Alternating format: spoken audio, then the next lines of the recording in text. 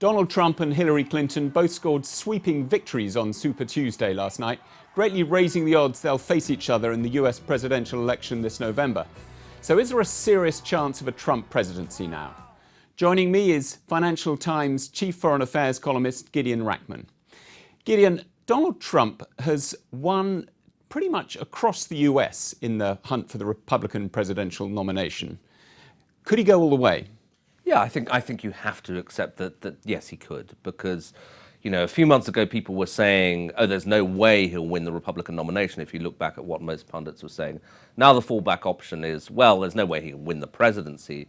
I don't believe that. I mean, I don't think he's the favorite for the presidency, but, you know, look at the opinion polls, which actually were telling us for many months that Trump was the favorite for the nomination. People wouldn't believe them. Now, if you look at the opinion polls, he's about 2 points behind Hillary Clinton, which is nothing so many months out. He's proved to be, although people don't want to accept it, an incredibly effective campaigner. So for the last few months, broadly speaking, I think you could say that that the rest of the world looking on has said this man is completely out of order. He's talking about putting up a wall on the border with Mexico, and yet I think, you know, even worse than the wall with Mexico was saying that he would ban all Muslims from entering the United States, a kind of overt racial discrimination. So what does he do now? Does he now just back away from all that? He seems to have got the nomination pretty much in his grasp. Does he now pivot to the centre and we suddenly find ourselves looking at a much more centrist, moderate Trump?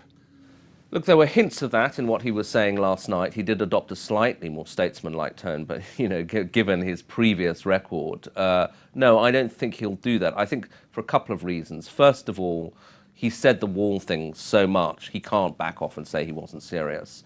The Muslim stuff he may try and qualify, he left himself a little gap there.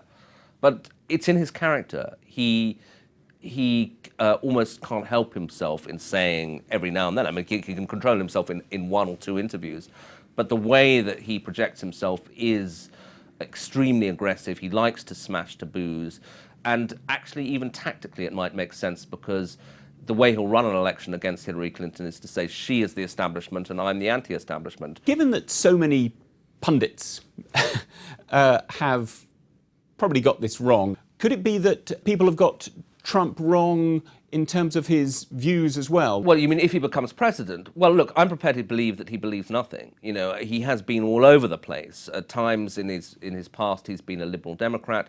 And some of what he says, you know, some of my kind of Democrat friends kind of half agree with, against their better nature. The stuff about taxing people on Wall Street more heavily, that he's backed a single-payer healthcare system at times. So in that sense, he's much more liberal than the normal Republican standard. So he could surprise us in many ways.